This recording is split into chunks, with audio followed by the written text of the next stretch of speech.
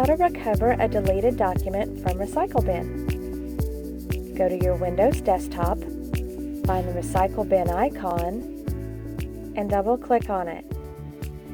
The dialog box for Manage Recycle Bin will open, and you will see a list of items that have been deleted but not permanently purged from your computer yet.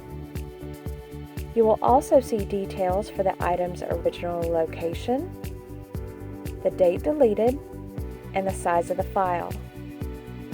Select the item you are looking for, click once to highlight it, then right-click for the Options menu. You have two choices that will restore the document. Restore. This will restore the item back to the original file location it was deleted from.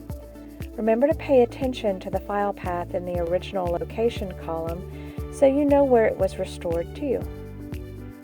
Cut. This allows you to save the item to a new file location. Once you select Cut, use the Open dialog box to navigate to the new file path you want to use. When ready, right-click and select Paste to save the item in the new file location.